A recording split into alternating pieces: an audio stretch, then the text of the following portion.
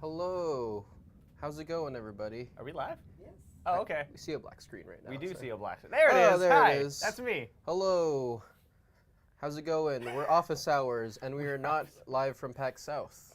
We're actually back here in the office. That's true, actually, yeah. Sorry. We could have been live from PAC South, but we're not. Yes. We are here in the office, and today we'll be talking about convention tips, do's, and don'ts. Yes. Just want to say hi to everybody in chat. We got Barry, Breton Gaming, Vox Nostra, Cloptagon, Merlin, Z Corona, Geki, JB Magic, Missing Novice raiding with a party of 2. Thanks for the raid. Never Ask, and that Thaddy Thomas. Thaddy Tyler Thomas. That Tyler Thomas. Fattyler. And also, hello, Reddit guest. How are you doing? Mm-hmm. Audio a little bit quiet. Audio a little bit quiet? See if I can fix it. I don't know, maybe. I don't know if I want to mess with it. I don't know if it's me. Is it me? I don't know. They sound okay. It could be us. I don't know. We'll see. We'll see if we can figure it out as we go along. But while we are not doing office hours from PAX South, we are going to be doing a show about conventions, which is pretty cool. And just as a quick reminder for everybody, if you're new here, thanks for stopping by. This is Office Hours. My name is Oliver. This is Zach or something like that, I think. Something like that. Yeah. Pretty accurate. And we are here at the OP Group's office studio? Yes, Yeah. HQ. HQ? We'll call it That sounds OPG good. HQ because that sounds, more legit than studio and office. Can it be our command center? Yes. All right. The Bat Cave. OPG Command Center, Yeah. 2019. Just start screaming for a reference point on the audio? No, I'm not gonna do that. I think this is about as loud as I'm gonna get, so whatever. We'll see. Audrey, thank you for the tier 1 sub. 2 months in a row. Let's go. Rocking that new OPG logo. I love it. We got a new emote here. We're gonna have some new emotes coming in, so that's pretty cool. And as a quick reminder for everybody here, all revenue generated from subs, tips, donations, anything like that, goes straight into funding giveaways that we do for up-and-coming streamers, basically. And we are definitely due to do one soon. I keep writing it down as a note that we should do a giveaway. So actually, something cool, if you guys want to tweet us some giveaway ideas, some things that you'd be looking for. Yeah. I'd be open to seeing those. Yeah, I mean, when we do giveaways, it's going to be really fun. I think last time we did a whole beginner streamer bundle. We did a web around, which is basically a green screen that hooks to the back of your chair and kind of has this giant green circle peacock thing. Perfect if you don't, for a budget streaming option. We also had a Razer Kiyo, I believe, as well as a brand new, what was it? We had an editor actually do a highlight video for streamers as well. I'm moving the camera with my mind right now, guys. It's pretty good. Okay. Good? The OP place? The O place? The O place should be the name of the After Dark streams. Yeah. Anyways. Yes. We look much more lined up now. All right. Anyways, so today, guys, we're going to be talking about conventions. What's a convention, Zach, in video game terms here? Or I guess in general. It doesn't have to be video game related. Yeah, so a convention is also, I think other people call it a conference as well, right? Yeah, depends. Depending on what it is, but basically it's, basically a large gathering for, I don't know, in the gaming world, a large gathering of people that come to network, companies. It could be streamers, it could be people who are doing panels and kind of bringing education to a wide audience of people who, are really interested in whatever the convention topic is. For example, TwitchCon. TwitchCon is, primarily there for Twitch streamers, right? People celebrate being a Twitch streamer there. There's a bunch of networking opportunities there. A lot of companies show up to TwitchCon so that they can work with streamers and kind of introduce themselves. And of course, you have panels where, people who are up and coming and are looking to start streaming either as a hobby or a job show up to these panels and kind of gain knowledge from other industry-minded folks. Yeah, I mean, a lot of times these conventions can turn into just big, giant gatherings of, like-minded fellow nerds in the gaming world, basically, right? These are big kind of landmark events for the year where you can expect announcements to be made, you can expect to try out some new games maybe, and you can expect to meet a lot of people if you're going to these conventions. And there's one going on right now. It's PAX South in San Antonio, Texas, I believe. And PAX South is the first of the three big PAX events for the year, because there's South, and then East, and then West later on in the summer. All of the conventions are a little different, like we were talking about earlier, and even while obviously PAX and maybe BlizzCon are very kind of obviously different in terms of their focus, even PAX South compared to PAX East is going to be a very different experience. So if you're planning out your year, as a content creator who is planning to go to some of these conventions, like it's a good idea to take a little time to figure out, what are these conventions and does it make sense for me to go? South, East, and Prime, yeah. Prime, West. I still call it Prime sometimes, but I think as I'm talking about South and East more, I end up just calling it West because, directional things. Yes. But directional yes, things. PAX Prime. Don't forget PAX Australia as well. PAX Australia, that's right, that is a thing. I forget. And there's also like the smaller like PAX Unplugged events. Like those happen, like I think in Philly, like they pop up throughout the year. And I think those are more focused on like board games and stuff, less focused on video games. Drake says Drake. They're also calling it West on their marketing now. Interesting. Okay. See, Benobi says PAX South equals cowboy hats out of cosplay. PAX East equals cowboy hats for cosplay. Yes. And JB Magic says PAX Australia and PAX Dev.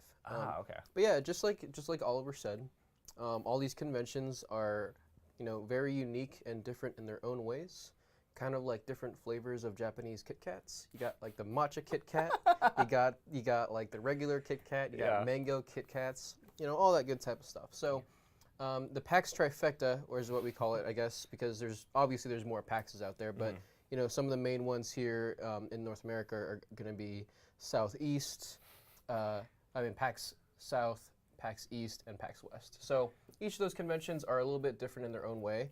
I guess the one I've experienced the most is probably PAX East, because that's the only PAX I've been to. I think Oliver's been to PAX South and East, but from what I know about PAX East is it's huge, it's enormous, it takes place in a very cold area of the US, so it's literally freezing and snowing there during PAX East.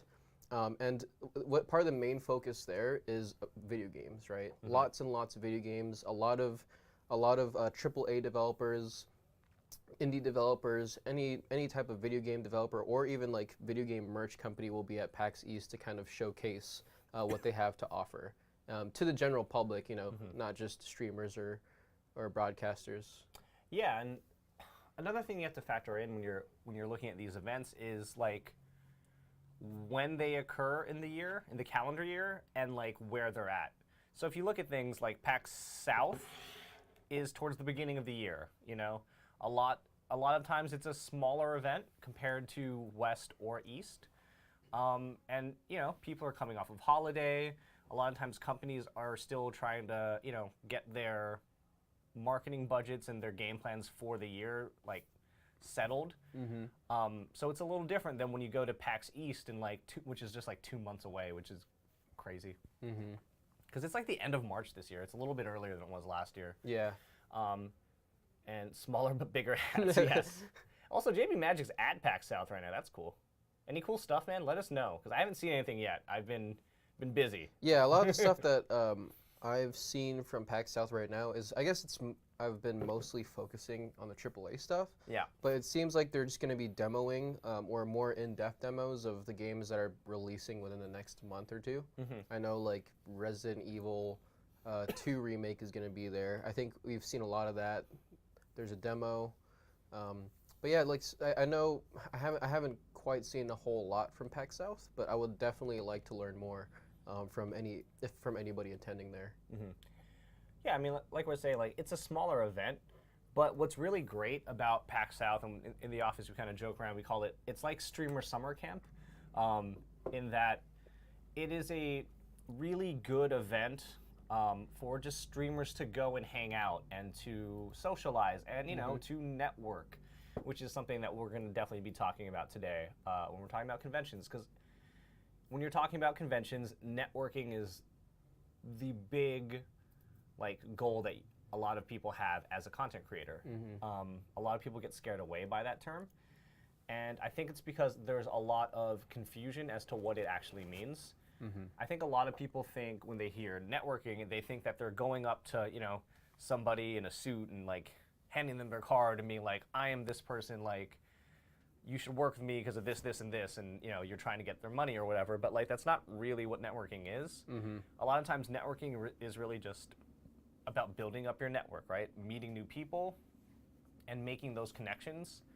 And PAX South is a great way to do that, because especially if you're kind of like, if you're a streamer that's just starting out, it's a good place to go and just meet other streamers, because that's one of the best ways to kind of get more involved in the Twitch community, is just to meet them, right? Meet them, go hang out, go to the parties, and just talk to people and see what they're all about. And it's definitely like one of those, like, it's so early in the year. I feel like PAX South can kind of act as like a precursor to like TwitchCon and the bigger conventions. Yeah. So like, as Oliver said, if you're a newer streamer, it's actually really nice to get that networking done early in the year. And if you, like, for example, if you plan on like traveling a lot, and your financial situation allows you to attend like a lot of conventions this year, PAX South can just can be the beginning of that. You start with PAX South, you go to PAX East, if you can E3, PAX West, and then TwitchCon. TwitchCon EU is a thing this year too. Don't forget about that. It's like, and there's always these new conventions popping up, but I think the general order we're going to see things is we have PAX South. CES was also one that happened like last week, but that's a little less of a gaming convention and more of like a tech convention. But let's see. Can't find him. He's probably next to the Scotch. So try to find some alcohol. He's probably around there. Yeah, Benobi says it's a little cheaper typically to fly and travel to PAX South. That's true. It's very true. Yeah, and they're definitely looking for a lot of people to come to PAX South. If you're a new streamer, it might even be worth like reaching out to some of the companies that work for PAX South and see if you can get yourself a media badge. Save yourself some, like, see if you can work for, like, do some work and maybe see if you can acquire yourself a badge so you save money on that and just have to focus on your flights and accommodations. Munch and Play also says, if you have a set manager, should you still network as much or leave it to management to sell the brand? It's a good question. I would say you should continue to network as much as you can. Something we tell our clients, like the way our business is set up, we do a lot of the direct communication with different brands on their behalf. But we always tell them to feel free to continue to do so. Like if they ever want to reply to an email or just jump in, or go to a convention and meet with people, like that's only going to help them, right? And I think it's a great idea to keep going out, networking, maybe work with your management to figure out like what the best approach is. But yeah, I definitely think you don't want to just say like, oh, I have someone managing my stuff and then just like stop. I think you should, keep looking to do as much as you can or as much as you feel like doing. Yeah, I mean like with the manager, they can do so much as to like, kind of talk to brands and help establish those relationships, because that's kind of what they're there for. But, your brand is still your brand, and no one else is going to show it off better than you do. So it's a great idea to just, like, if you really, really want to work with a sponsor, show them what you have, show them, like, yourself, your personality, hang out with them, network, and see what you can do. I think, like, a personal connection is always a great idea. If you can get in touch with the brand that you want to work with, and just kind of like start that initial relationship and then maybe pass down all like the back end business communications to your manager, I think that's also a great step, because you can focus on your stream creating content, but you already have that relationship going, but your manager will manage all the back end side of the things. And yeah, you're saying that plenty, not you, think that it's hands off the communication, and again, like it really just depends on how you feel and like what you want to do. But I think if you want to be involved, then you should be, 100% you should be able to be involved. And, I definitely have clients that feel the same way, that they want to be involved. They want to be looped into like all of these conversations. They want to see all of it. And that's fine. They should be able to, right? It's their business that's happening. But then at the same time, I have clients that are like, no, it's fine. Just hit me up at the end and, give me the bullet points. I'm going to go play like Red Dead now or something. And that's fine too. Like however you want that to work is how it should work. And there's a pretty good question there. Let me scroll up on mine so I can see who sent that. I think it was Missing Novice. Yep. It was a pretty big question, so let's read that out. What do you guys feel about how some people want there to be even more TwitchCons? I understand the appeal of having it more places than just the West Coast, but I feel the benefit of having one or two, having a European one is fair, is that the community is more or less centralized. I feel like if we had multiple TwitchCons, you'd be able to have lots of streamers only able to go to one and unable to see all their fans who would want the convention near them for specifically that reason. Yeah. Yeah. I think overall I agree, and I agree that having the European TwitchCon makes a lot of sense just because there is a very large European contingency of the Twitch community, and you know, international travel is difficult, and I get that. And I think having it earlier on in the year is good because it allows, you know, people, not just, you know, the EU Twitch community, like if someone, like I would love to go to TwitchCon EU, like that sounds like a great trip. But it lets you go to TwitchCon EU early in the year, and then, you know, gives you some time if like maybe the two conventions you go to this year are TwitchCon EU, TwitchCon NA, like you have some time between them to like, you know, buffer a little bit, and so you're not just constantly going from one thing to another. Yeah, I definitely feel having one centralized like TwitchCon in North America is really important. I know that in some regions, there's like some people host like Twitch meetups. I think those are pretty good alternatives for people who are looking to get more involved in the Twitch scene like locally. But I think like having one big TwitchCon kind of makes it easy for everyone to plan on and like all show up to that one centralized convention. Because if you have multiple TwitchCons like throughout the country, throughout NA, you'll find yourself not wanting to go to all of them. Yeah, you're gonna really segment the community at that point, and I think like, you know, if they did, I saw this in the chat, like if they did like a TwitchCon West and TwitchCon East, like you're gonna, like TwitchCon, I think compared to a lot of other conventions like a PAX East or a PAX West is just now getting to the point where it's on to that scale. Really early on in the event's history, it wasn't really clear what the identity of TwitchCon was, right? Like who is this convention for? Like, is it for the broadcasters to like meet with brands and explore those options? Is it for the community to come together and meet their favorite streamers? And the answer is yes. It's all of those things, and it's kind of forging its own identity now. But I do, in my opinion, I think breaking off TwitchCon into more segments is just going to, you know, create a divide, and then it's going to be a lot harder to, you know, go to an event and meet all of your favorite streamers, right? Like right now, the way they have TwitchCon set up, like you go to TwitchCon on the West Coast in like October, and you know, you can count on a lot of the content creators you enjoy being at that event. As far as it being, you know, always in California, I feel like that is a convenience factor for Twitch, maybe because they're based out of San Francisco and it's easiest for them. I do think finding a permanent home for the convention is probably going to be ideal, because I think we're seeing a lot of issues with the convention because it's moving from one city to another every year. Like this last TwitchCon in San Jose, you know, everybody that was there saw the day, like day zero and the day one issues with the lines, right? It was LineCon 2018 was the trend, and I feel like a lot of that was just the event staff for the convention center not being properly prepared to handle the event. So I think finding a permanent home is the ideal situation for TwitchCon. And look, I understand it's difficult to go to conventions like that, but people plan to go to these conventions, you know, the same conventions all the time. Like it's not unheard of, you know.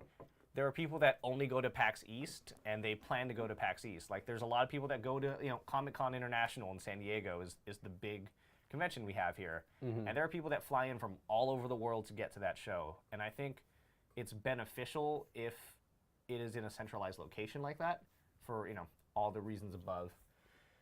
Let's see. Yeah, I think just to kind of all the add, time, please. just to kind of add to you know, splitting up TwitchCon, I think like just in terms of the size of the convention itself, it just really wouldn't work, right? The reason why you can see PAX being split up is because like outside of just PAX Unplugged, PAX Australia, and PAX Dev, all like PAX is very huge, right? They're giant conventions. Like when PAX East badges come out, a lot of those 3-day passes are sold out like right away. And a lot of times these PAX conventions will sell out of their passes regularly. With TwitchCon, you don't really see that right now. It's because with the size of TwitchCon, it's still big, but it's enough to accommodate thousands of people and not necessarily sell out of passes. So kind of like splitting that up, it would kind of make conventions like in terms of people being there a lot smaller. Mm-hmm. I agree with Geki. San Diego all the time, please, because that would make things easy for us. Also, I see some people talking about, I think it's Missing Novice talking about the SD Twitch meetup group. I think I just saw something recently about another meetup happening next month. I don't have all the like we're not putting it on or anything. I think some of us might go. I think it's in like Balboa Park or something. But look into that on the Twitters. There might be some things there. Yeah, who's in charge of that? Maybe we'll find out if we go. It'd be a good thing for us to know, I think. Yeah, maybe no one. Also, Johnny Scar subscribed with a tier 1 sub for 48 months in a row. Oh, nice. Yeah. Thank you for the sub. Wow. Yeah, we've got some new emotes now, Johnny Scar, so definitely check those out. You have the OPG emote. Yeah, Missing Novice going to Comic-Con this year because I'm volunteering. Dude, I haven't been to Comic-Con in like a really long time. I haven't volunteered in like longer than that. And the last 2 times I volunteered, I did literally nothing. Mm-hmm. I sat in a room and read my comic books that I bought. So it wasn't the worst thing, but I actually went to my first Comic-Con last year. Oh, that's right. Wow, I think Comic-Con is a bit too much for me. It's a lot of people. It's a lot of lines. I know there was a lot of there's a lot of interesting events that occur at these Comic-Cons. I really don't know what they are because I think like it was the other year before last year. They did like the Netflix experience or something like that, and that sounded really fun, but it was like a 4-hour wait. Yeah. So yeah, Comic-Con, I really liked it. I enjoyed it. A lot of cool stuff happening, but huge, like way too much people. But like, see, if they did like a TwitchCon in San Diego again, they can set it up the way they've set up Comic-Con, where they have the convention center, but if you notice now, like, the convention spills out of the convention center and just goes into like the Gaslamp district in San Diego. It goes closer to the bay, and like it spreads outside of the convention center. They have events set up, and you can do that pretty much any time of the year in San Diego because the weather's usually great, except this week. I don't know why. It was raining like for 3 or 4 days, and it's awful, and it should stop because if I wanted rain, I would live like in Seattle.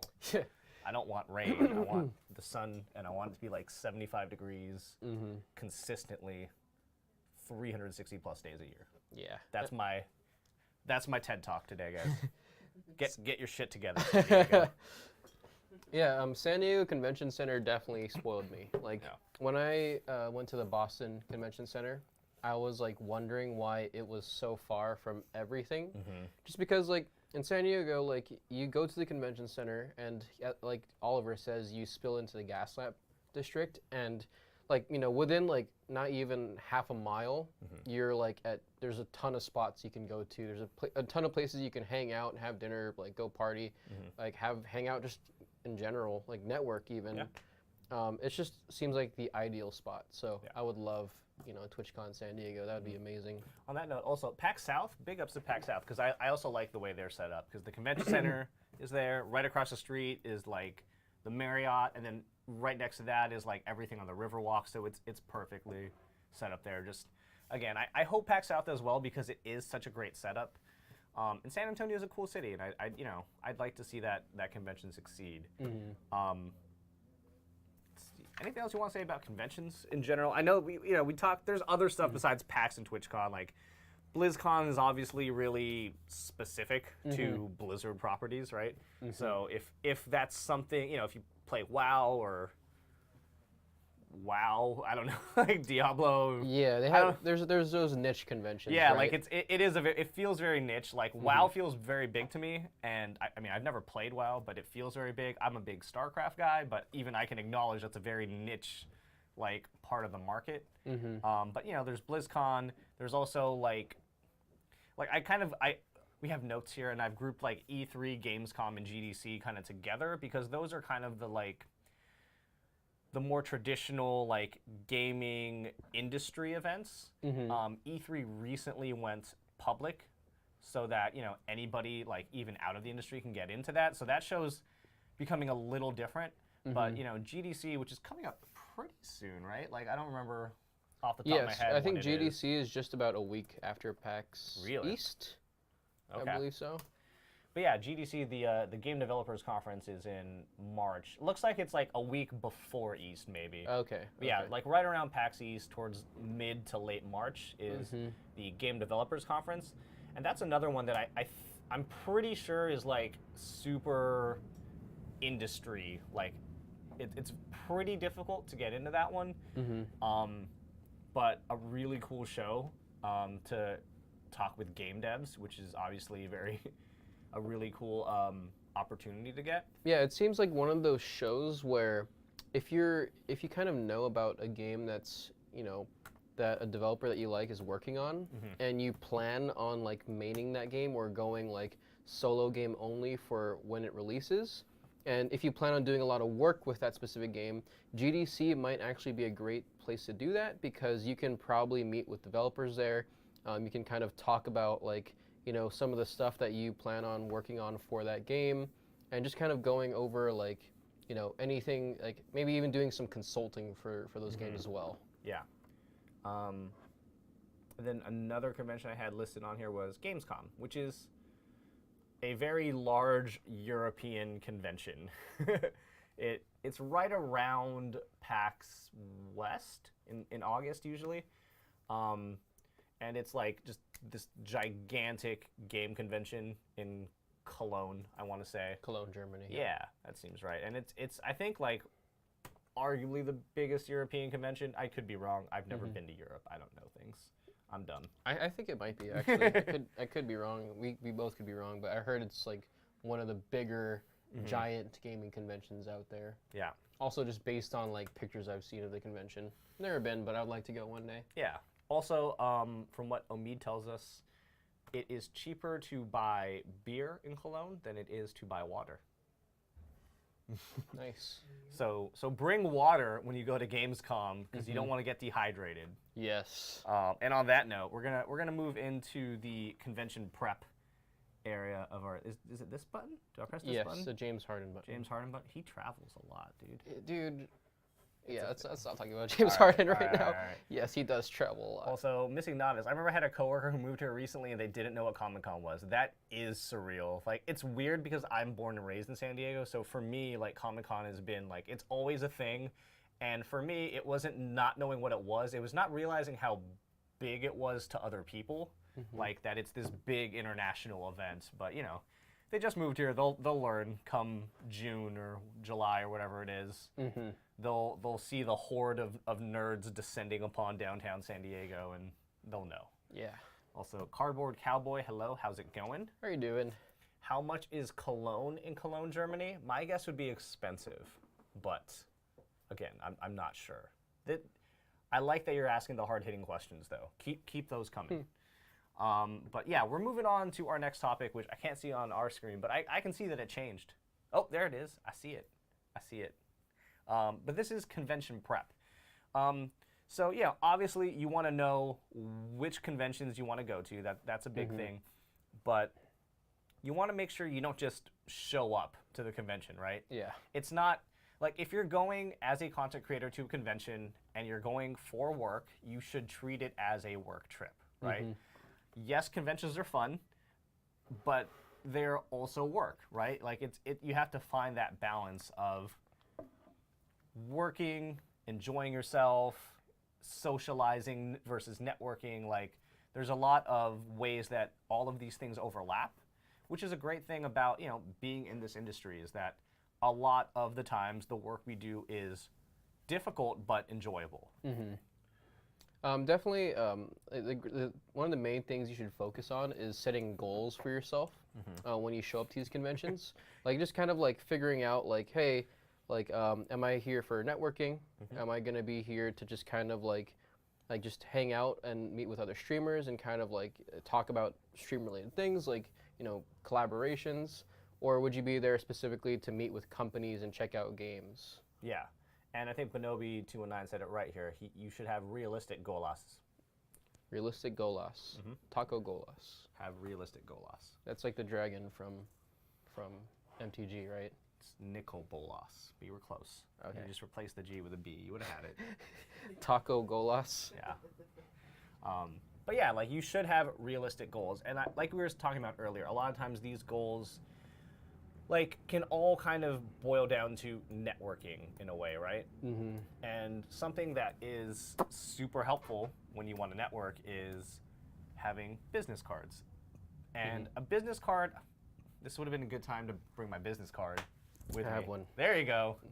I'm like reaching, I'm like, I don't have it. It's in my desk. It's like at my desk over there. But a good business card is something that you absolutely should bring with you to a convention if you are going there to try to secure an opportunity for yourself in the future.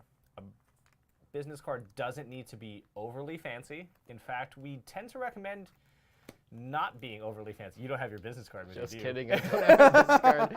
I usually do. I usually have like a stack of business cards in my wallet, but I think my wallet was getting too big, So and you I was took, just you, like, you sacrificed the I business sacrificed cards. them. That's all right. It would have been so nice to have them handy on stream I know. As we talk about being prepared, but we're not at the convention. See, that's why I wasn't prepared to have it. All right. too. Yeah, I have a Kaiser Permanente That card. doesn't do. Yeah, that's different. Okay, cool. Yeah. Don't be these guys. All right. Yeah. Don't be us. Don't be us.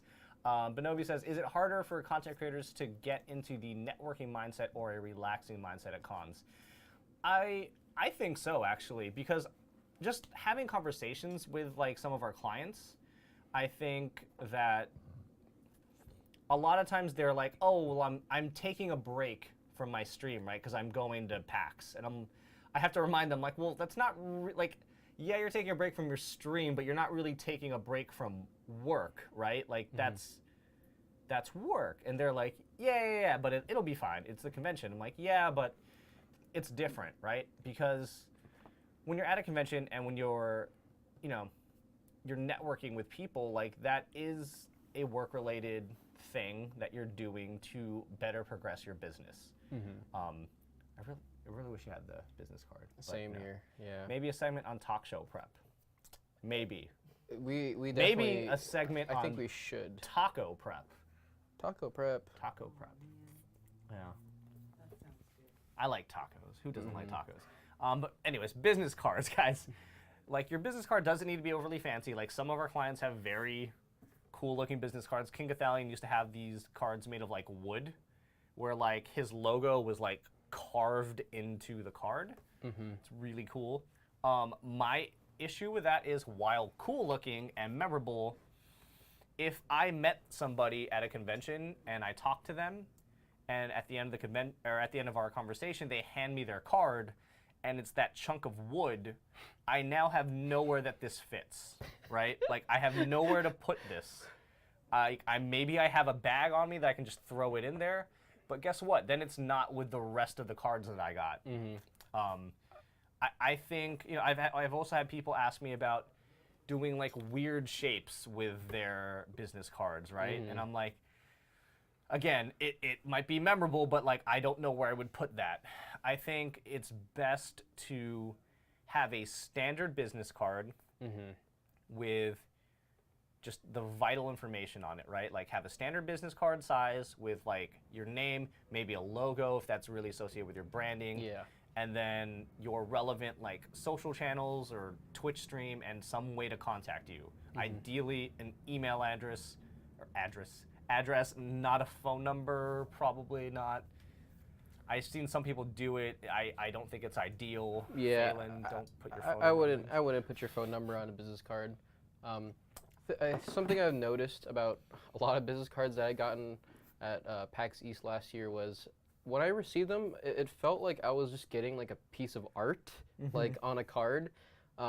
They didn't have like not just the texture. It's just like it had no like basic information of like how to contact them. Yeah. It would have like their Twitch stream on it, right? Yeah. It would have their Twitch stream on it. It would have like a really nice color and like logo on it, but I couldn't remember who it was. There was no Twitter on it, so I couldn't really, like, you know, obviously their Twitch and Twitter are probably going to be associated, but like it's just much harder to tell who it is and like how to get in touch with them if it's like just a piece of art that you're carrying around. And here's the thing, like, as a content creator, this is something like you need to make it as easy as possible for people to find and or get in touch with you as you can possibly make it, because people are lazy. I had an instance where I got a card from a content creator that I wanted to contact when I got back, just to follow up and say, you know, hey, it was great meeting you, hope to talk to you again, you know, soon in the future. Like, just something simple, right? And I had a similar issue that Zach was just talking about, where the card looked really nice, but it just had their Twitch stream on it. It didn't have any email or any direct way of contact. Most people in that situation would just not send you a message, okay? I went to the Twitch stream and looked to see if they had an email address. They did not. They had a link to their Twitter. Their Twitter didn't have an email in their bio. Or Twitter, open DMs. Or open DMs, yeah. So, like, most people don't go through all of those steps to contact you. I did and was still unable to contact them. So, make it easy. Put your email address on your business card. Cardboard Cowboy was asking, what are your thoughts on giving other streamers your card? I think it's totally fine if you are networking correctly, which is a big thing, right? Like, you need to. This was something I was talking about recently. I forgot where, but at this most recent TwitchCon, it was day 0 of the event, so like Thursday night. I just got there. We just landed. I threw my bags into my hotel room, and I'm walking to the convention center. Right? I see a big group of people. I'm like, all right, I'm just gonna go over there, maybe get my badge early, which you know, we all know how that went. You know, maybe see who I run into, right? This was a little before the Discord party was happening that night. So I'm there, I'm walking, I see the massive line, I decide, oh, I'll try again tomorrow morning. No way it's gonna be busy tomorrow morning. And I'm doing that, and I run into Danataj and Diction. They're just outside the convention, they're just hanging out with some other people that I can't remember off the top of my head, but I had met previously, and I'm bad with names, I'm sorry guys. Fuya was there, Dingledripper was there, other people showed up. But anyways, we're all there, we're all talking, we're all catching up, and then some random person walked by our group and was like, oh my god, hey, I'm such a big fan of all of you guys. Here, take my card. Handed them to all of us. We all stood there awkwardly like, thanks, man. He handed us his card and then just walked away. Then we all looked at each other like, he didn't even say his name, guys. Yeah, that's exactly how business cards end up on the ground. Yeah. And you do not want to see your business card on the ground just because, like, it will never feel good. Yeah, like, that, handing someone a business card isn't networking. Handing someone a business card is the product of networking. Like, if you've had a conversation with someone and it's meaningful and you've made a connection, then you hand them the business card because they're going to want to have it so that they can contact you later, right?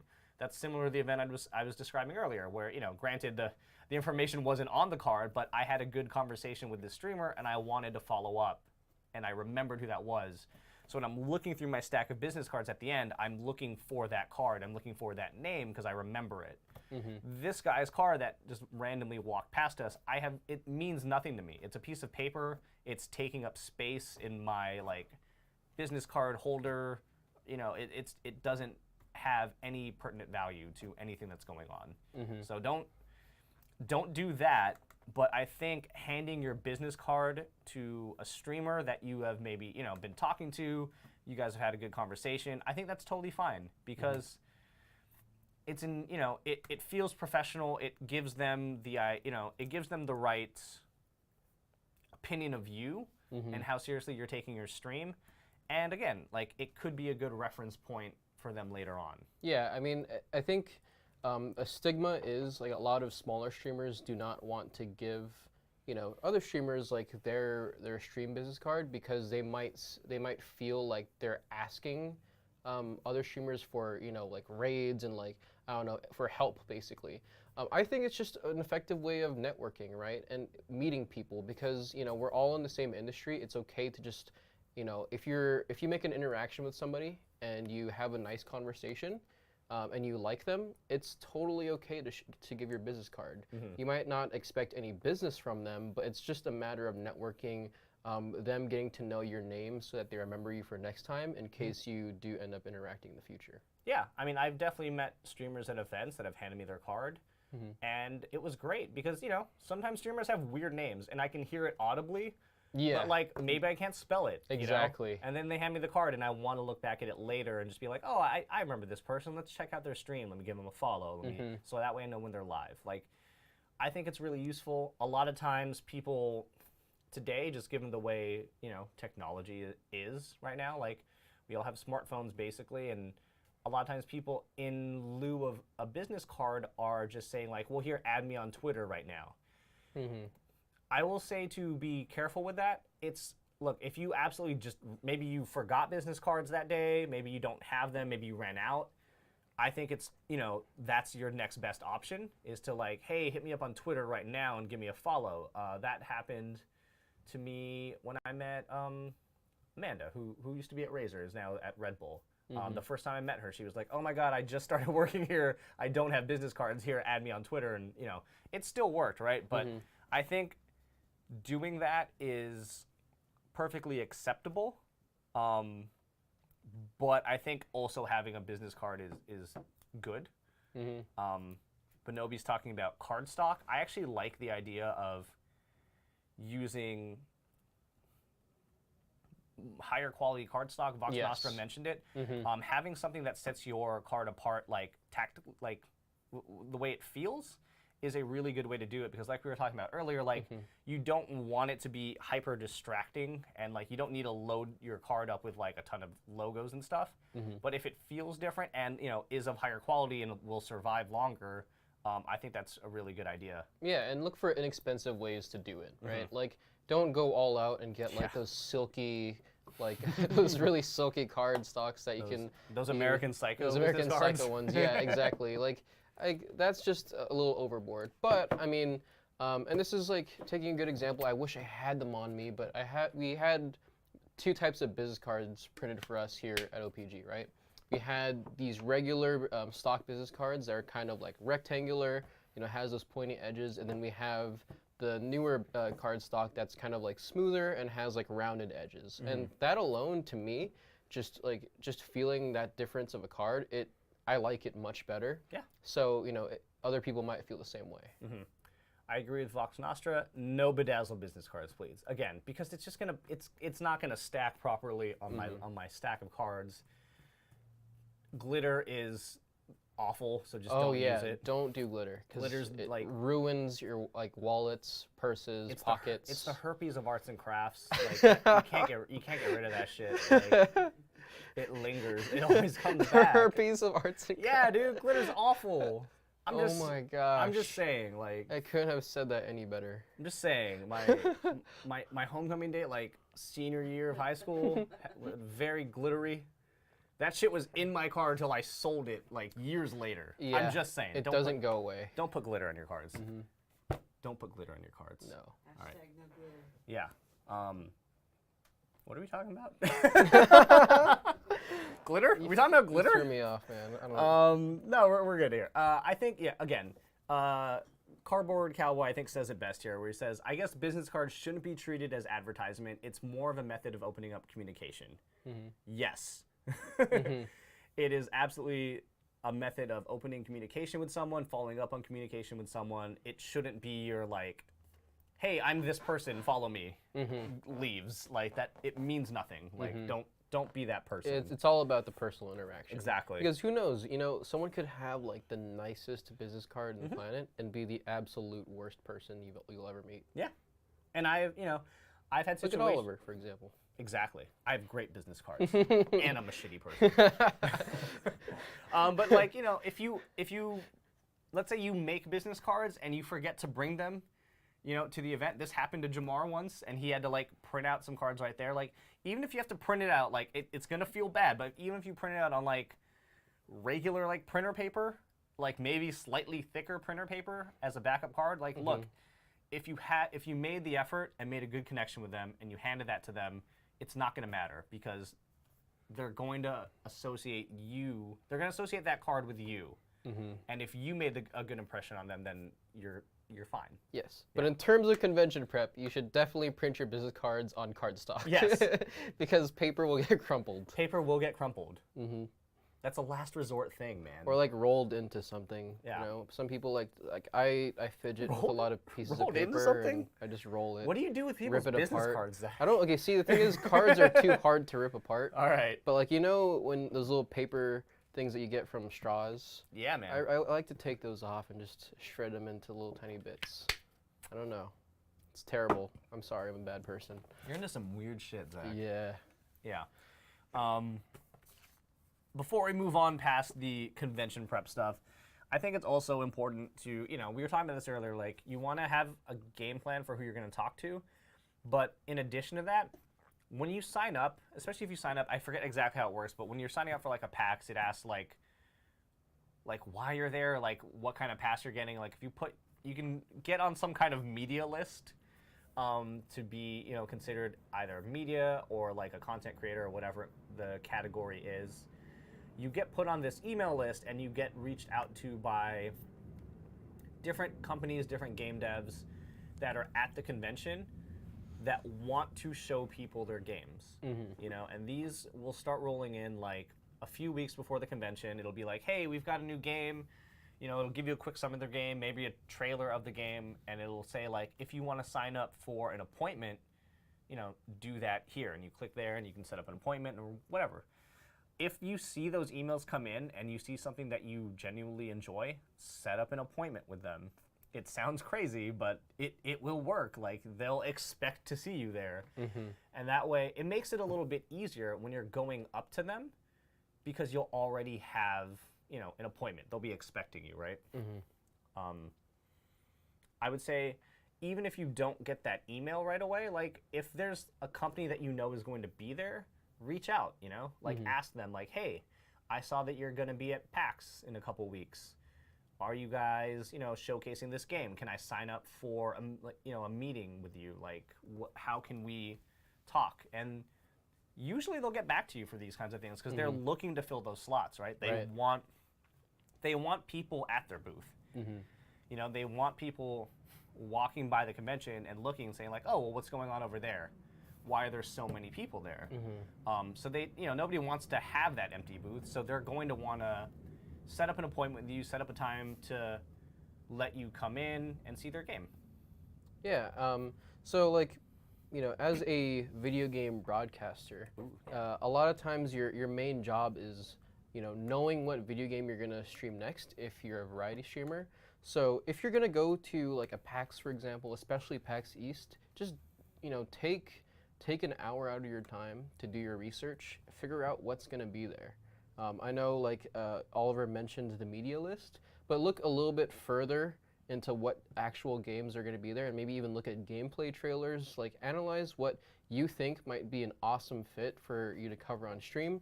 And from there, you can just kind of like determine, hey, like I really want to do an appointment for this. If you end up doing that appointment and you really like the game, then the next steps would be like, hey, when is this game going to come out? What's the earliest I could get a build? Are you guys planning on doing anything interesting with broadcasters, etc.? Yes, I was listening to you. Yes, Oliver was paying attention. I was not dealing with a work-related issue in chat. Me neither. Yes. We're going to move on because I'm sure Zach wrapped that up very well. So I'm going to press the Charles Barkley button. Charles Barkley. And we're going to move on to At the Show, where, all right, so you've done your prep. You've figured out what convention you want to go to. I missed my finger when I did this thing. It was good. You figured out the convention you want to go to. You made your business cards. You made your appointments. You made sure not to make appointments that overlap with one another, so you create a conflict for yourself. Don't do that. And now you're here, right? when you're at the convention, that is, that can be an overwhelming experience. Like, aside from like the sheer size of it, right? Like, I remember Zach and I walked into PAX East on like Saturday morning. It was like, oh God, like, why did I do this to myself? Yeah. Because you come in at the top and then you go down the escalator. So when you're at the top there, you can see everything at PAX East, and it's just like, oh my God, why? It's overwhelming. But going to a show as a content creator where your goal is to meet with brands, that can be an intimidating experience because, you're basically going to be going up to people and saying what? Like, hi, I'm so-and-so streamer. Like, I want to play your game. Please work with me, right?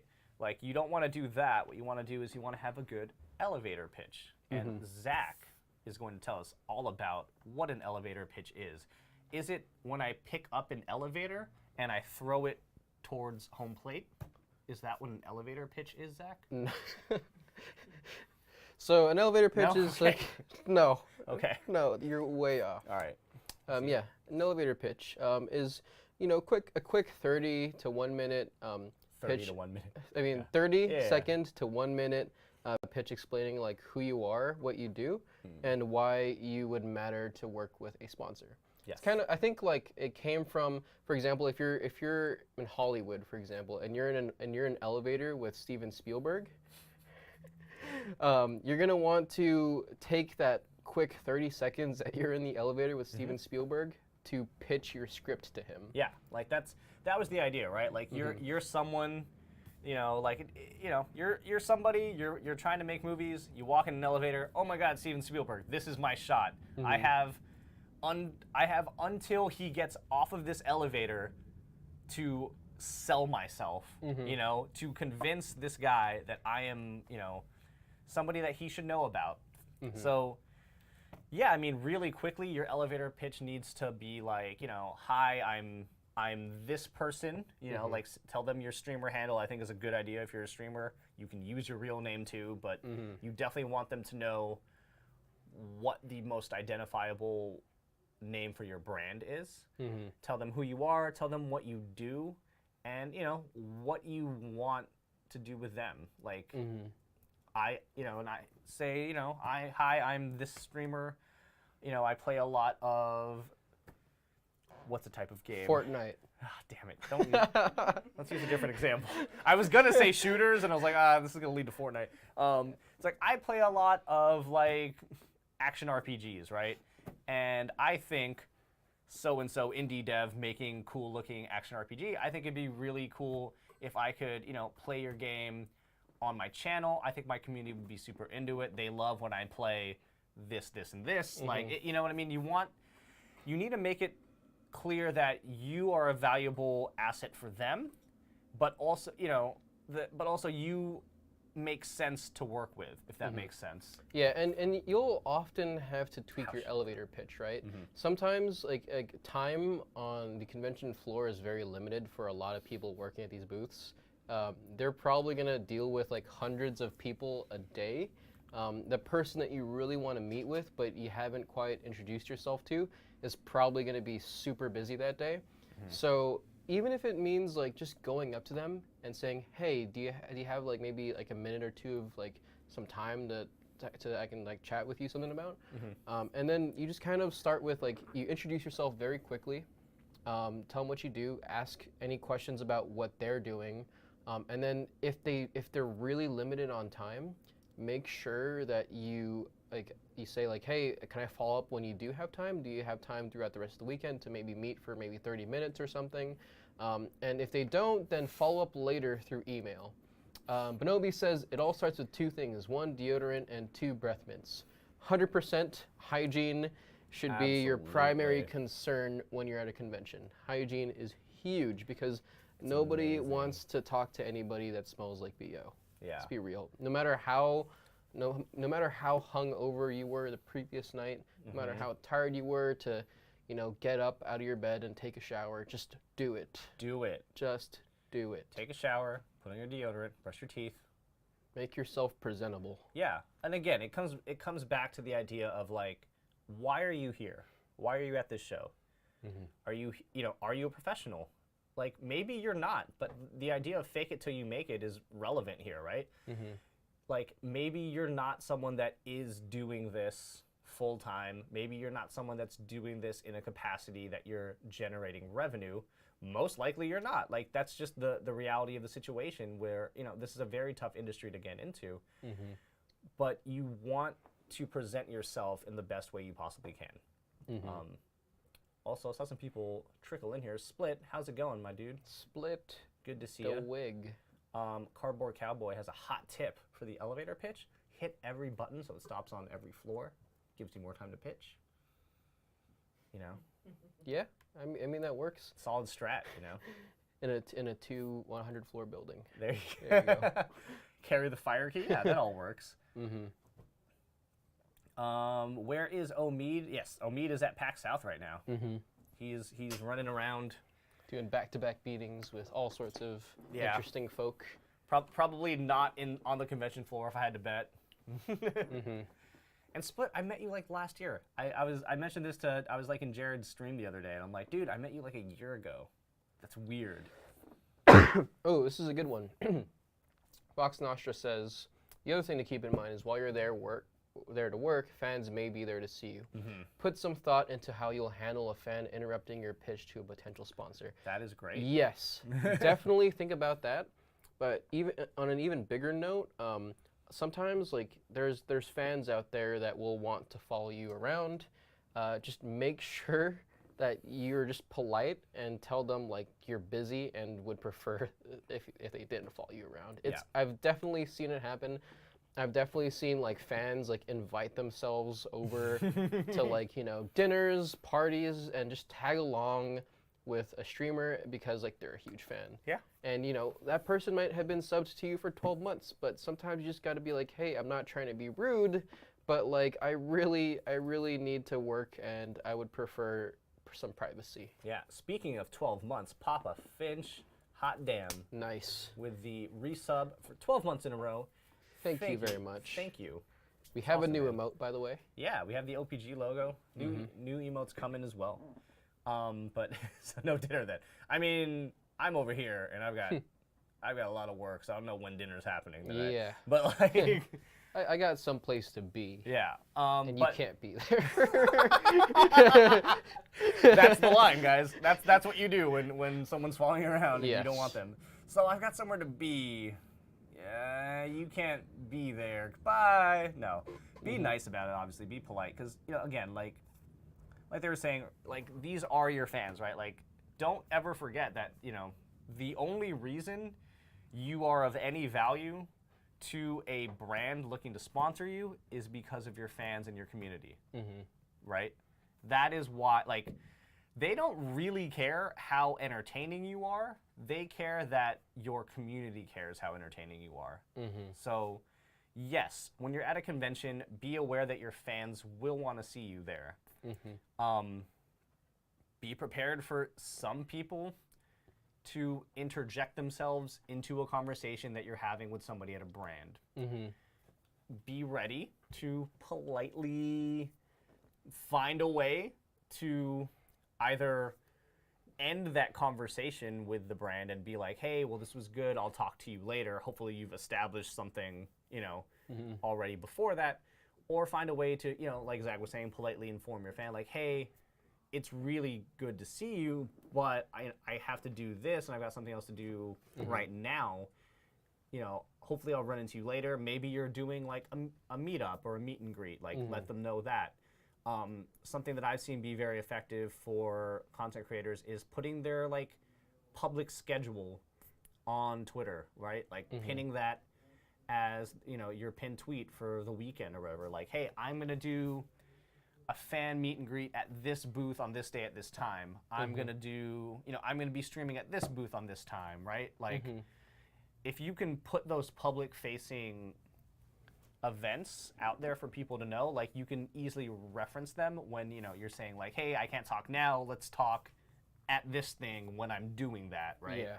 And definitely, like, just be prepared for awkward situations. It'll happen. It'll happen. We've seen it happen. We've seen it happen many times. Sometimes fans will just stand behind you and, you know, not say a word and just kind of like ease their head slowly and Yes. just be prepared. It'll happen. Preparation. I like Benobi's idea. Walk around with a squeaky, like, inflatable mallet so you can banhammer fans when necessary. Mm-hmm. Yeah, just like, boop. That'll work. Content creators are commercially valuable because they aggregate audience attention. Practice doing that. Yes. Agreed. Yeah. Mm-hmm. Yeah. I have notes here. I want to read my notes. So, like, at the show, right?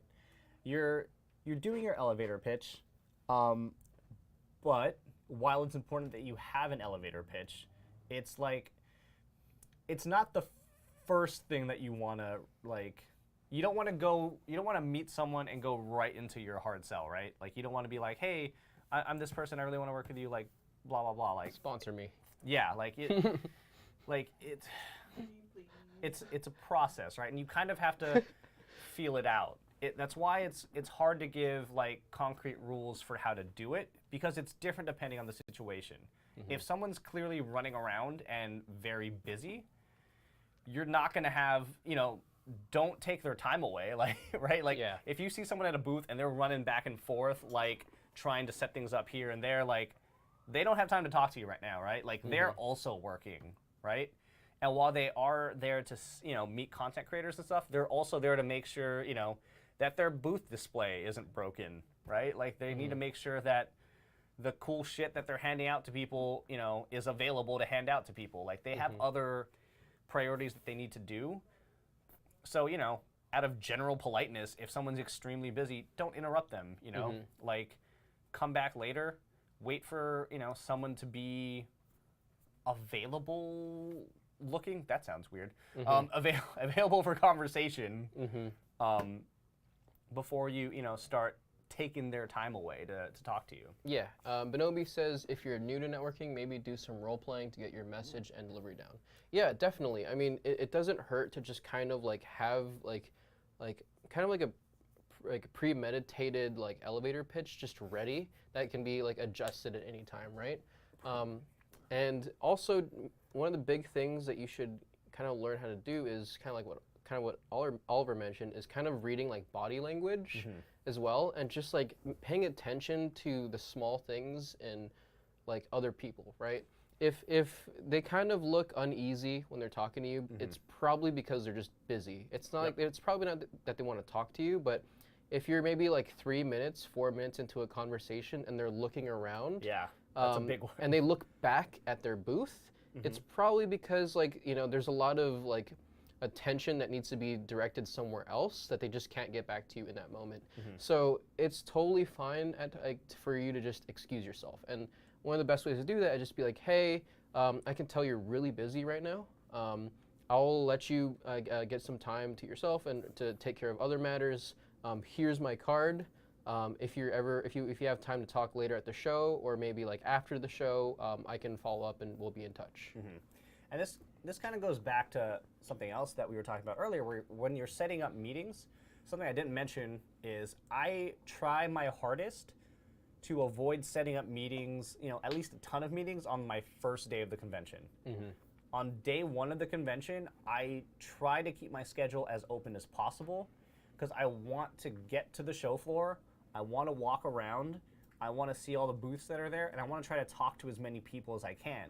Because what you can do in those situations that Zach was just describing is like, hey, I see you're really busy. Why don't we talk later on this weekend? Let me know what your schedule looks like. We can, we'll work something out. If you do that on the last day of the convention, you have considerably less time to meet up with them later on. Getting all of that out of the way early, lets you have a good idea of what the rest of your weekend looks like. Split and saying, or shoot them a message and ask. Yeah, exactly. Yep, that all works perfectly fine.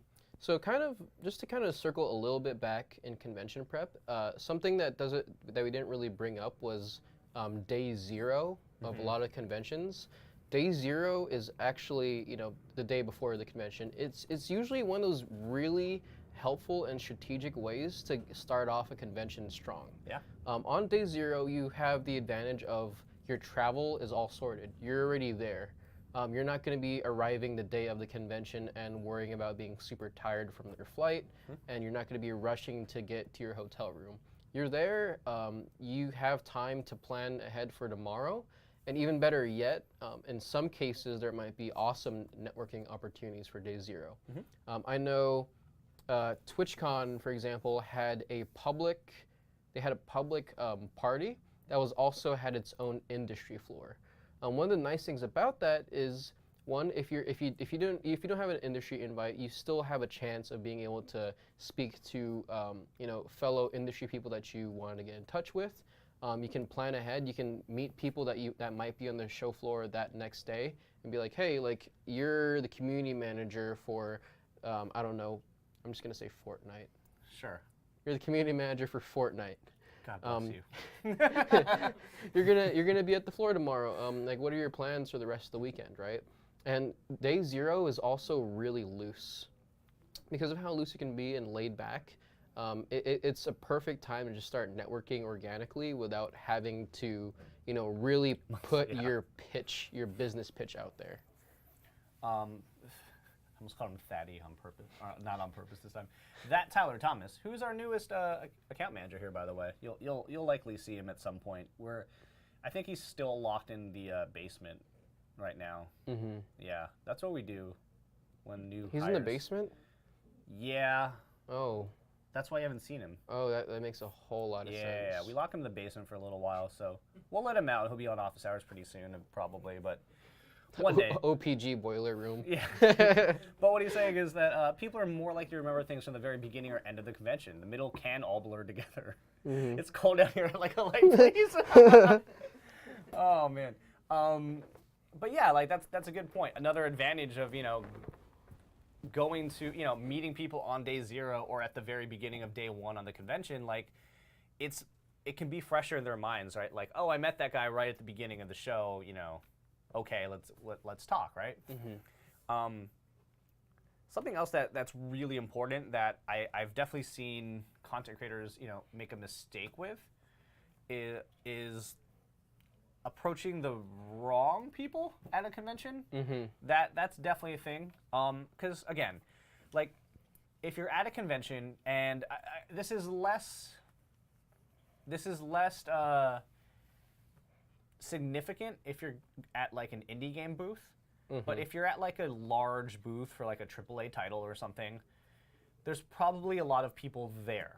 There's probably a lot of people working this event. There's probably people working the line. There's probably people, directing people, like the attendees to different like booths, like within their booth. Volunteers. Yeah, like there's a ton of different people working the event. You don't want to go up to a volunteer and give them your elevator pitch. Yes. Because they don't care. Yes, sometimes they'll just sit there and listen to your entire pitch. Yeah. And you literally just wasted 2-3 minutes of your time Yep. that you could have spent talking to somebody else. Plus, it just ends up being really awkward when they say, "Oh, yeah, I don't really work for Sony. I'm just a volunteer." Yeah. It's awkward. Like you want to, like. And again, like if you've set up a meeting with them, right? Like you can do this a little bit easier because you can get to the booth, kind of stand back a little bit and like observe, right?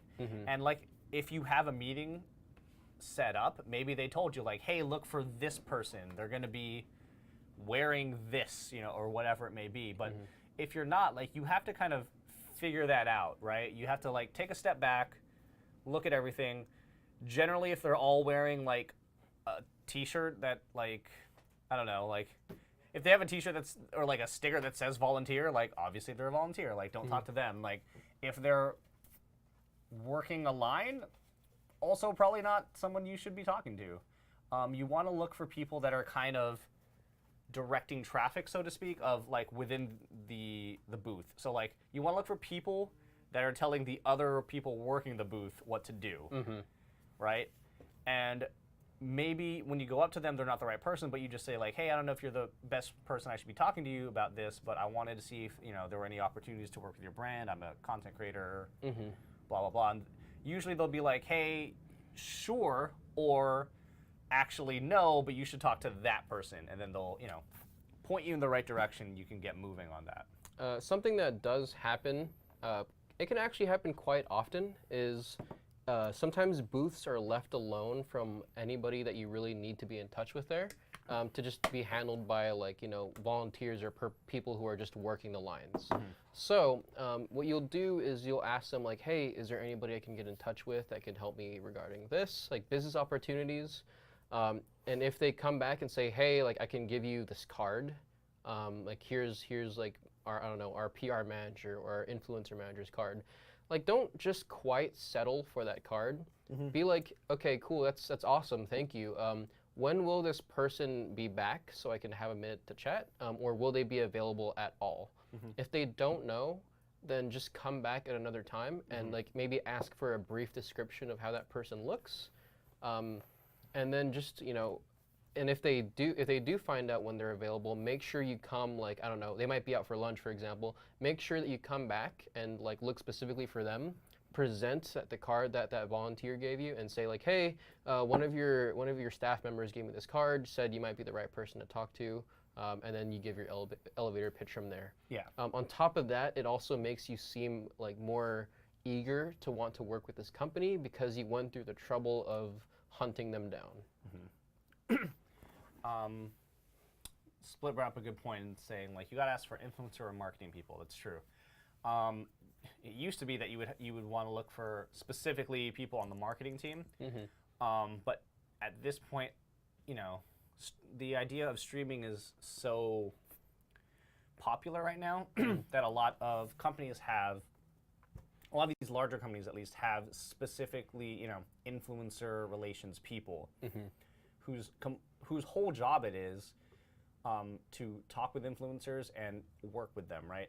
So you want to look for those people, maybe a community manager, PR if you have to, like you want to look, for the right people, basically. And again, I said this earlier, like if it's an indie game where the whole thing is like these two dudes or something, like you don't need to do that. Like it's those guys that you want to talk to. But yeah, like figuring out who it is that you want to talk to, extremely important. Yeah, community managers are a really good start because I honestly, like in all the conventions I've been to, like I see community managers literally everywhere because that's their job, is to be everywhere in the community. And manage the community that is there to see their game, right? Vox Nostra says, any advice for content creators talking to companies that they're huge fans of? Being starstruck can make it hard to pitch effectively. So something that I think helps here is, and again, it's connected to what I've been saying this whole time, where like I think you want to get there early and start your day one doing this.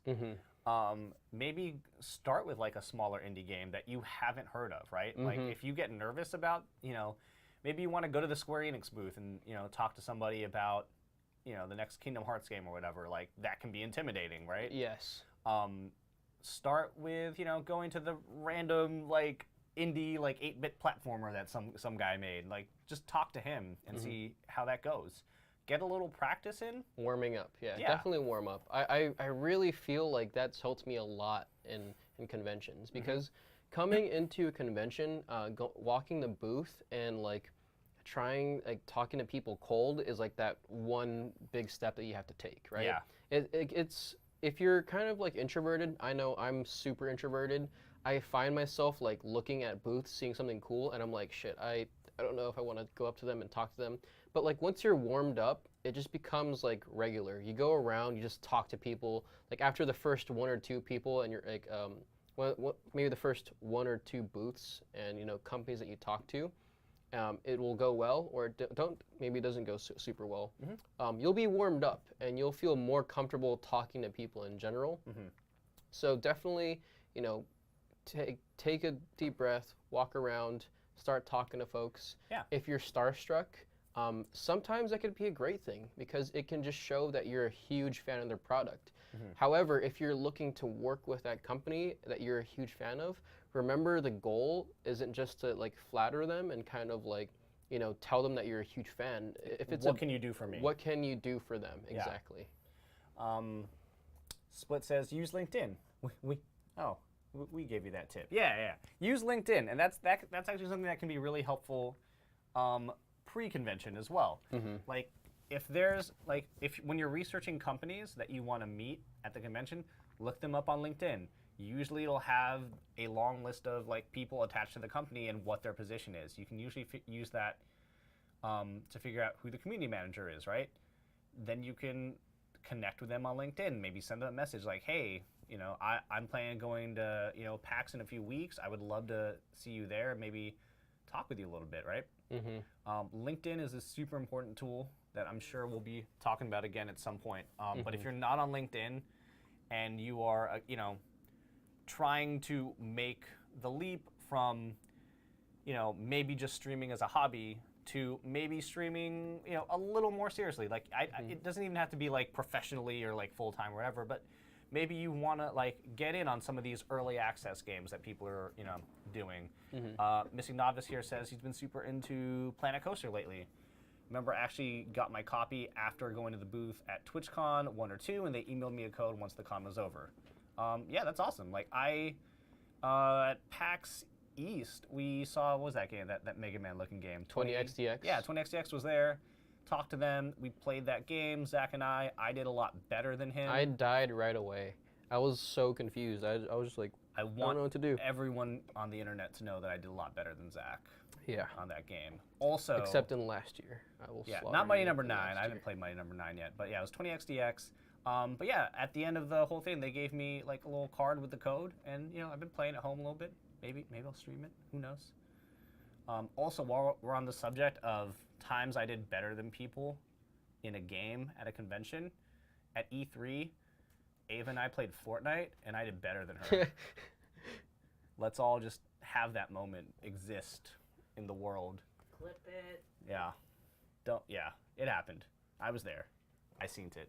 She doesn't like when I bring it up. Anyways, find them on Twitter, follow, engage. That way, when you do meet at PAX, it's that much easier. Yes, 100%. It's weird. Like this happens a lot where we talk about the industry, and Oliver probably cheated. No, I did not cheat. And it was on a SCUF controller that I'd never used before. She says like, oh, it felt weird. I don't know. Whatever. There are definitely times where I'm on Twitter and I get, added by somebody, right? And I look at who it is, and it's like, oh, so such and such person works at this company, right? And I'm like, cool, that's good to know. And it like, maybe it's just the way my mind works, but I can like associate that, like this person works at this company.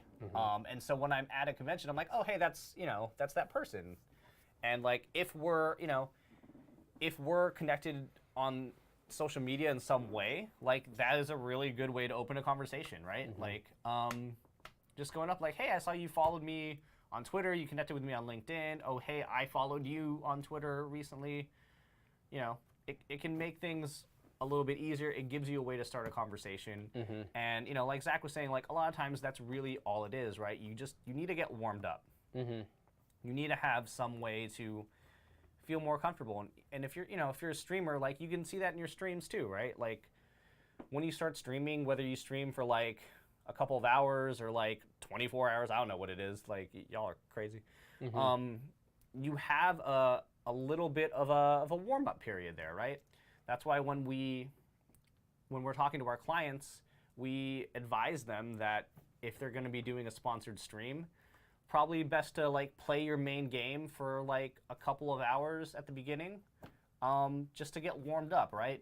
So that way you can, make sure like all of your things are working, you get talking with your chat, you get warmed up, and that way when you move into like a sponsored portion, then you're ready to go. It's the same idea, really. So why don't we talk about after the show? Let's go ahead and click this button of Shaq with an eye patch. Why is Shaq a pirate in that picture? I don't think he's a pirate. I think he's like he looks like Metal Gear Solid. Snake. Oh, okay. He looks like Snake. All right. Because he has like a skull cap on and an eye patch. That's cool. But yeah, so after the show, right? The fun part of conventions, right? Oh, the fun part. Yes. Is that what the fun part is? I don't know anymore, dude. All right. I think conventions in general are very fun. What are we talking about here exactly? But yeah, so like after the show, while I guess not really after the show, but like at shows, but like a little bit after the convention's over. There's Gotcha. parties, right? Yeah, the parties. There's definitely parties there, and like that could be like, you know, game developers hosting a party for their game, inviting like, you know, their like content creators that create a lot of content specifically for those games. There could be like hardware companies like sponsoring like a giant party for all types of industry folks. Stuff like that can be really fun, but make sure you're also being very careful and do not drink a lot. Also, hi Genki, good to see you, man. Hello, Genki. Yeah. Yeah, I think that is an important thing to remember. You know, the parties at the convention are really cool, right? The parties are a great way to,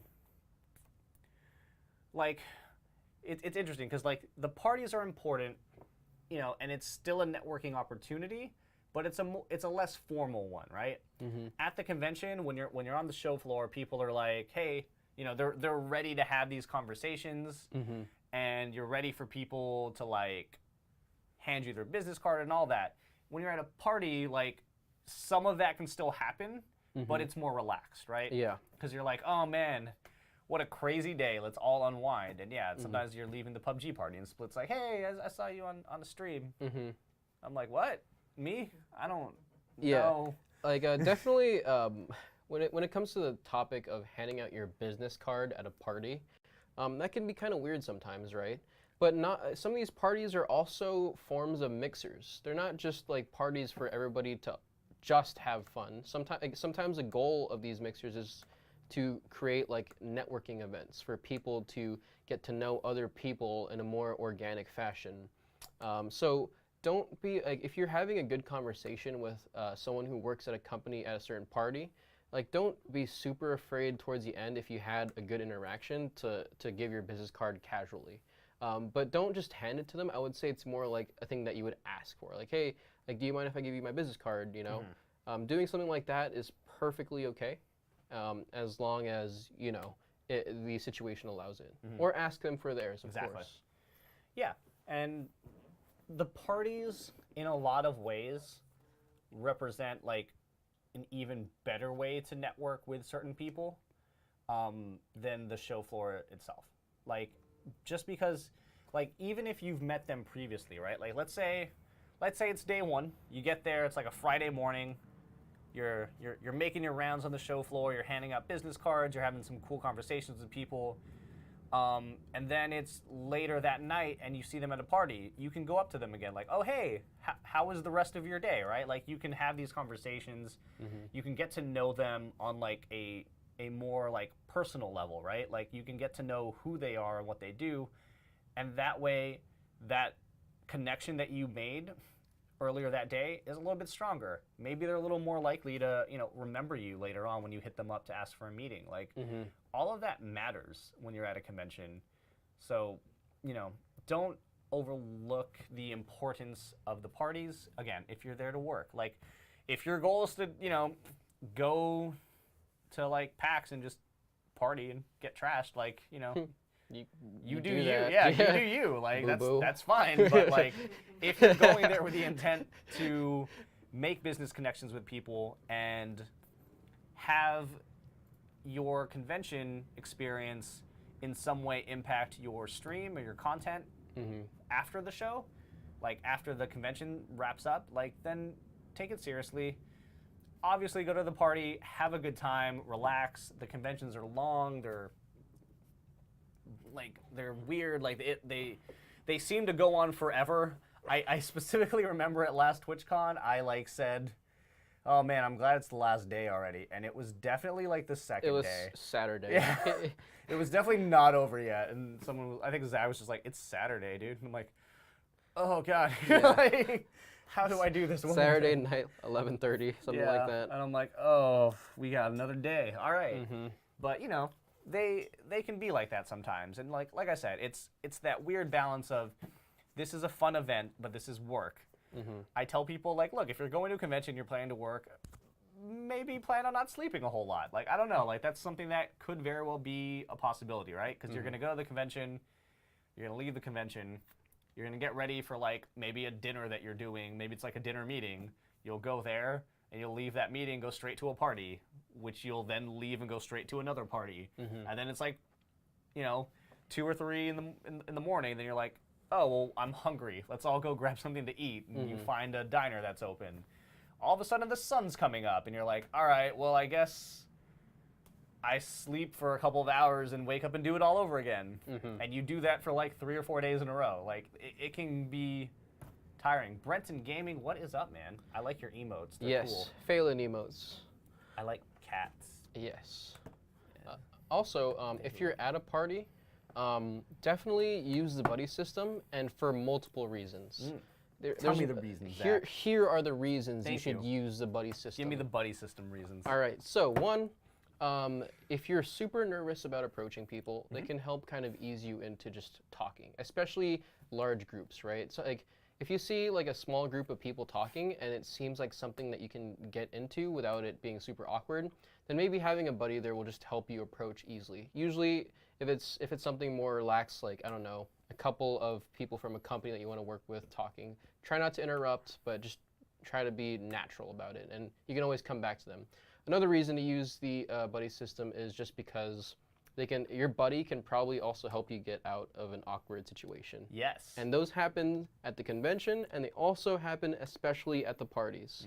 If you end up feeling like trapped in a conversation, your buddy should be there to help you out. If not, then choose a different buddy. Find a different buddy. Yes. Find a better buddy. But Find a different buddy. And third, as crazy as it sounds, your buddy should watch after your drink if you ever have to go to the restroom or leave that drink alone and for any reason. Yeah. Just because there are cases where there's really sketchy people out there and there's potential for your drink to get spiked. And it has happened before. Don't let that happen. Don't let that happen. Yeah. It almost happened to Zach. It almost happened to me. Yeah, that's right. I was at a party. Oliver was there, and some guy. I did not help him. He did not do anything, which is why I left and found a better buddy. Some guy grabbed my drink. Some guy grabbed my drink, walked away for a bit, did like a little ballerina twirl, and then tried to give it back to me, expecting me to drink it, and I did not. I was like, hell no. Not touching that. Don't let anybody near your drink. And it could happen in the blink of an eye. Yeah. So be careful out there. Thanks for coming to my TED Talk. Yes. Thank you for attending my Is that how the meme TED works? speech. Your TED speech? Who is Ted? Did anybody figure out who Ted is? Why does he talk so much? Some guy that talks. That's weird. I don't know. Yeah. Parties. Go to them. Enjoy them. Don't get too drunk. Something that I've noticed, and this was kind of recently, I feel like the reason, and maybe I'm projecting here, but I think we're like a lot of we're all gamers, we're all nerds. A lot of us are a little more introverted, I would say. Like, that's a normal thing. We, especially for a streamer like you, I don't know. You're at home all the time, playing video games, talking to yourself, more or less. Other people are there in chat, but you're talking, right? It's a little bit easier here because we have 2 people. But Merlin says TED, technology, entertainment, design. That doesn't seem right. I think Ted is looking for a woman so he can tell his children about how he met their mother. That seems right. That seems more right than what Merlin said. Yeah. Try again. Yep. I don't remember what I was saying. Fucking A. I do that a lot. I don't remember what you were saying either. I was going somewhere. Was it relevant? It was relevant, actually. Unlike most things I say. Anyways. After the show, as in like after the show. After. When it's done and you're back at your home, all nice and cozy. After how many hours of flying or traveling or whatever. If you're me, you flew from San Jose to Portland to go back to San Diego, because that makes sense. Yeah. Get on the right flight. Get on the right flight. Don't miss your flight. Yeah. That's super important. But yeah, after the show, you want to follow up with all of the meetings that you've had at the convention, right? Like, you're gonna get there. Don't do this immediately. Like, don't leave the convention the next morning, land, and then immediately start blasting people with emails that you met.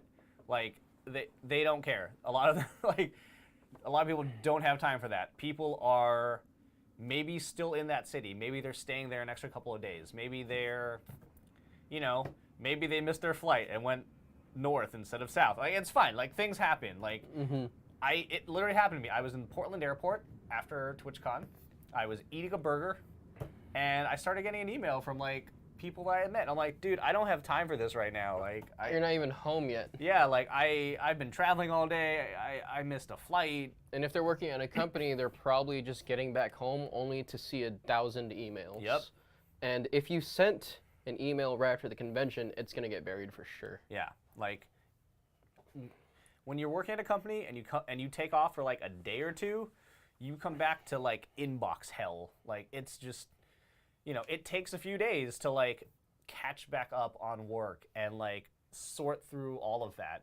You want to give them like 2, maybe 3 days, and then shoot them an email. Be like, hey, I am this person. I met you, I met you Friday at your booth, and we talked about this. I think those are very specific points that you want to hit. You want to remind them who you are, where you met them, and remind them of something that you talked about. You want to try to make it fresh in their memory, right? You want them to like read those words and like see it in their mind. Like, oh yeah, I remember that guy. I remember that guy. He was wearing like a cat t-shirt. It was really weird. And he was like hard staring into my eyes the whole time we were talking. I remember him. See, you want to do that. His body language was in reverse. What does that even mean? Voxnostra TV says, so any networking advice for content creators that can't ever go to conventions for whatever reason? That might be a topic for another show, though. That is a good topic for another show, which I like getting. Write it down. He's not going to write it down. I Against my better judgment now, he's not going to write it down. It's happening. Okay, good. Also, thank you, Rabbi. I really appreciate you noticing Hey, my Rabbi sweater. V. What's up, man? Speaking of people I've met at a convention, there's one, Rabbi V. He plays a lot of Destiny. I hope I'm right in that. I'm going to feel real bad if that was incorrect. Oh, no. I'm sorry, man. Play some Destiny. He was, played God of War. Everybody played God of War. It was a great game. Dad of War. See, I remember things. Networking for people who... Yeah. Okay. In that sense, if you can't go to a convention, by the way, I think a good way to do it is just to use social media. I think, like, in this industry, Twitter is such a big thing, and like I said earlier, LinkedIn can be big too, but, like, don't just use your Twitter. The fact that my name is all I need from you, Oliver. Oh, thank you. That's very kind. You can go, onto social media and you can interact with them, right? Like, it's not like Twitter is a very weird thing. Like, we were talking about this in the office the other day of like how it's different in today's world because like social media exists compared to like how it was, however many years ago that was 20, I don't know, 15. But like you can go online and you can interact with these people that you see like on stream, in entertainment, these people that work in games that, you enjoy. Like different community managers are always very active on social media because that's kind of their job. When you see that there's a community manager and they're like, maybe they're asking questions, maybe they're saying like, hey, what do you guys think of, this feature of the game? Answer them, right? Like let them know what you think. When they tweet back to you, respond to them again. Keep a conversation going. Like a lot of people look at Twitter and they see it as this place where like they have to tell people that they're going live so that they can click on a link there and get to their stream. Like that's not, again, like that's a very like, hey, here's my business card, go away kind of a way to look at it. Like you should use Twitter, it's a life-changing tool, as a way to connect with people on social media. You can build a relationship there, and I think that's extremely important and one that everyone should do. Everyone should focus on building that out for yourself because it can be incredibly valuable for you. Like not just making these connections, but building your social media presence is is a very, relevant part of being an influencer. A lot of the work we do for our clients involves sponsored streaming and sponsored social media posts. You'll know them because they are disclosed and they say hashtag ad on it or like hashtag sponsored or something. Like all of those tweets, like similarly to how your audience for your stream is, you know, relevant to a brand that wants to pay you money, it's the same thing for Twitter. Like the amount of Twitter followers you have is a relevant thing. Like I think roughly, you know, here's some rates discussion for you guys. For every 1,000 followers you have on Twitter, it's about $3.50 for like a sponsored post, roughly. Solid. Yeah. So you can math. I'm not going to math for you. Don't ask me like, hey, I have this many followers. How much should I charge for a social post? I'm not going to math on stream. We have one rule on this stream. It's like lunch money. No math. It's lunch money. A $3.50 lunch money. Yeah, man. I need office hours to produce a PSA with role-playing examples of the do's and don'ts of networking. Ooh. That sounds really fun. Yeah, that sounds you write hilariously that down. fun. we can do that, Oliver. We can do that right now, actually. We're not doing it right now. We're doing it right now. So, Nope. It's nice to meet you. I'm Zach. Do you have any money? What's your budget? What's your budget? Who are you? Why are you? Who? See, he already made a mistake. He already forgot my name. That is something that you don't do in networking. Yeah. You don't forget their name like 2 seconds after you tell them Give him your name. business card, Oliver. I know. Oliver's just messing up here. He's totally screwing this We've already networking thing up. established that neither one of us has our business cards with one another, all right? It's fine. It's fine. Oliver's screwing it up. It's he fine. is the representation of what you don't do for networking. That but no, in all seriousness, though, that only does sound partly like a true. really cool idea.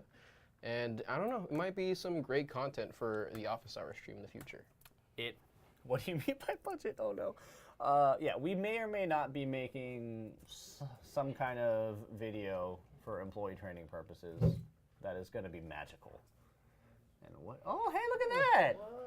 The business card fairy appeared. Yes, we can do a PSA now that I have a business card. Oh, I don't want to do, I'm not ready Okay. for this. Okay, hi. Hi, how's it going? Hi, it's fantastic. My name is Audrey. I am a content creator on Twitch. Yes, thank you. Here's my card. Actually, that was terrible. That was don't bad. Ever just Don't do that. That was a don't. What? That was a don't. Huge don't right there. That's a business card. Mhm. Whoa, yeah, see? There's a logo over there. I feel like it's much easier There's to do the info here. don'ts than the do's. That was smooth AF. You have to be Dude, real serious. We're real professionals here, guys. Yeah. Anybody have any other questions, by the way? You guys have been doing great with the question asking today, so Yes. we thank you. We love Loving the engagement coming from the audience. Yeah, here. it's always a lot more fun. That was the whole idea of office hours, you know, from the beginning. Like that's why it's called office hours. You know, if you went to college and you had questions for your professor, you would go to their office hours and you would ask them. Not that I'm a professor or You ask your know professor anything. questions? I'm doing college wrong. I've asked professors questions before. I've done that. What will it take for me to get a B? Yeah. Anything you want. Oh god. Don't have those discussions with your professor. Okay. But yeah, I would say, look, you wait a couple of days, you follow up on your emails, you want to make sure they're personalized so they remember who you are. And last thing is, something I hear from people is they're worried about doing their emails and their follow-up emails with stuff and being overly formal, I guess. Don't worry about that in the email. Like, yes, when you're at like a party, you can be a little more relaxed, a little more casual with it, but it's totally expected in your follow-up email with them that you want to talk about business. So I would say, like, don't worry about that. Maybe write something up and reread it a couple of times and make sure it sounds good if you're really nervous about it. Maybe send it over to someone that you think is, you know, a good writer and have them review it. But yeah, I think it's totally fine to like get to the point with your follow-up emails. Mhm. Like, hey, I'm this person, we met at this thing, talked about this. I'd love to see, you know, what next steps look like, so, you know, in terms of a partnership between, you know, your brand and me or whatever. Yeah. Missing Novice says, going back to business cards, what's your opinion on those tables or places at TwitchCon where people just dump their business cards for anyone to pick up? I have never gotten anything valuable from one of those tables. So yeah, like I mean, it really depends. Like I feel like a lot of places that you just kind of dump your business cards for anyone to pick up. There's like no personal interaction, you know, and the business card is just something to add in terms of communication on top of that personal interaction. So I think personal interaction is a key thing here when giving out business cards. Human interaction. It's important, guys. Do it. Talk to people. Let's see, I left Yell. a few cards by the, what's that word? By the the Bitnados. Bitnados last con. Oh yeah, Bitnado. That was a tornado with bits in a little glass cabin. That's cool. Yeah, you're supposed to catch the bits. Yeah, that's cool. He said that a few people found them, thought the art was cool, and showed up in the stream afterwards. Yeah, cool. I mean, I think it works. It's, you know, it doesn't really hurt too much. I mean, I guess there's a scenario where some kind of really snobby brand executive sees it and is like, ugh, look at these plebs putting their shit on tables. But, like, I wouldn't worry too much about that. Yeah. Life is just a series of networking opportunities. That's a good way to look at things. Very true. Yeah, every time is a good opportunity to network as long as you're doing it right. But Nobi asked, is it socially acceptable to network at after-con meetups, not scheduled meetings, or is it better to save it for the con itself? I think try to do it at the con. If you attend some kind of meetup afterwards, play it by ear. Like, kind of feel out the environment, see how it's going, and it's just kind of one of those things where, like,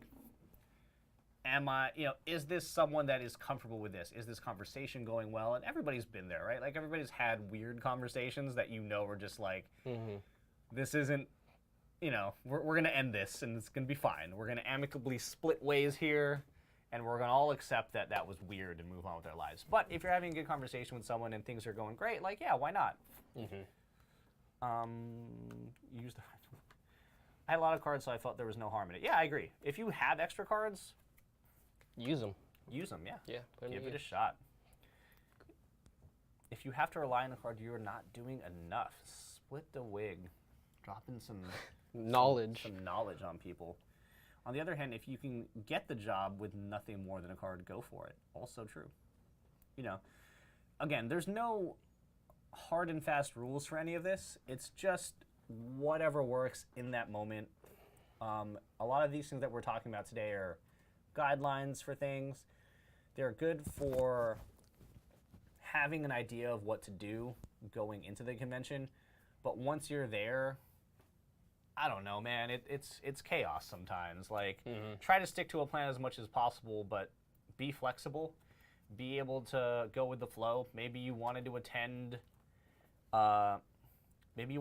this party, but then, like, you're hanging out with all these other people and they're going to this party, and they're like, oh, well, maybe I go there. I don't know, like, whatever you want to do. Do it. Yeah. Just do it. Like the just do it logo. Yeah, Nike. Nike. They don't sponsor us.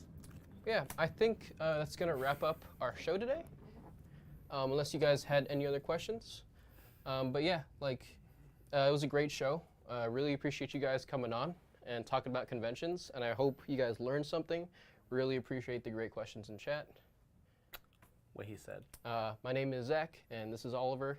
Thank you for tuning into Office Hours. Bye, everybody. Goodbye.